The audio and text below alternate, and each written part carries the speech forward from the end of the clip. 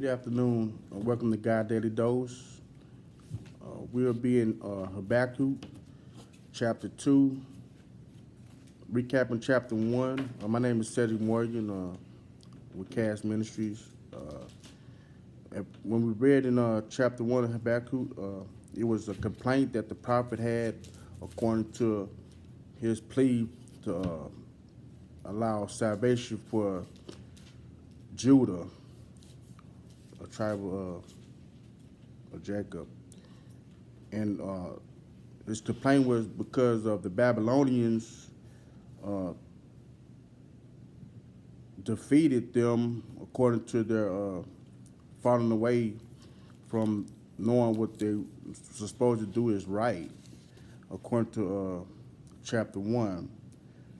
But in chapter 2, we're going to see the answer that God gives to Habakkuk according to his plea and complaint for the people. We understand that prophets are concerned with God's people and what his plan for their vision or their success would be. So we're going to read Habakkuk chapter 2, verses 1 through 20. And may God have a blessing to read on the doers of his word.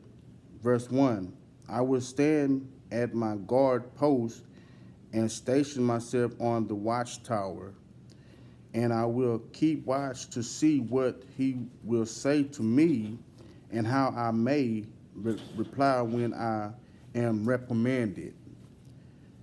Then the Lord answered me and said, write down the vision and inscribe it clearly on the tablets, so that one who reads it may run, for the vision is yet for the appointed time.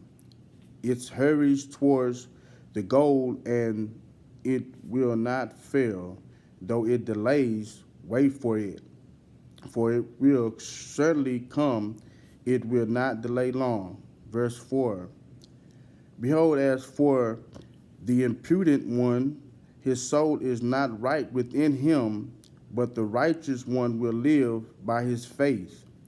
Furthermore, wine betrays an arrogant man, so that he does not achieve his objective. He enlarges his appetite like Sheol, and he is like death, never satisfied. He also gathers to himself all the nations and collects himself all the people. Verse 6, will all of these not take up a song of ridicule against him, even a saying and insinuation against him, and say, woe to him who increases what is not his, for how long, and make himself rich with debts? Will your creditors not rise up suddenly, and those who collect from you awaken? Indeed, you will become plundered for them. Verse 8, since you have looted many nations, all the rest of the peoples will loot you, because of human bloodshed and violence done to the land, to the town and all its inhabitants. Woe to him who makes evil profit for his household, to put his nest on high, to be saved from the hand of catastrophe. You have planned a shameful thing for your house by bringing many people to the end, so you are sinning against yourself. For the stone will cry out from the wall, and the rafter will answer it from the framework. Woe to him who builds a city with bloodshed and founds a town with violence. Is it not indeed from the Lord of armies? The peoples labor merely for fire. A nation become weary for nothing, for the earth will be filled with the knowledge of the glory of the Lord, as the waters cover the sea. Verse 15, woe to him who makes his neighbors drink, to you who mix in your venom, even to make your neighbors drunk, so as to look at their genitals or genitalia, you will be filled with disgrace rather than honor. Drink you yourselves and expose your own foreskin. The cup in the Lord's right hand will come around to you, and utter disgrace will come upon your glory. For the violent done to Lebanon will overwhelm you, and the devastation of its animals by which you terrified them. Because of human bloodshed and violence done to the land, to the town and all its inhabitants. Verse 18, what benefit is a carved image when its maker has carved it? Or a cast metal image, a teacher of falsehood?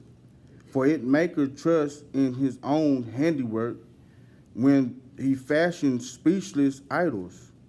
Woe to him who says to a piece of wood, awake, to a mute stone, arise. That is your teacher. Behold, it is overlaid with gold and silver, yet there is no breath at all inside it. But the Lord is in his holy temple. Let all the earth be silent before him. Amen. Thank God for the readers and doers of his word. According to chapter 2, God gave answers to specified events that happened in this time that Habakkuk was getting an answer from God. And it showed that Judah adopted some new characteristics according to their belief system, according to going against God. Monetary value such as idols, greed. It can also be selfishness, according to going against what God said, not listening to a prophet that God sent.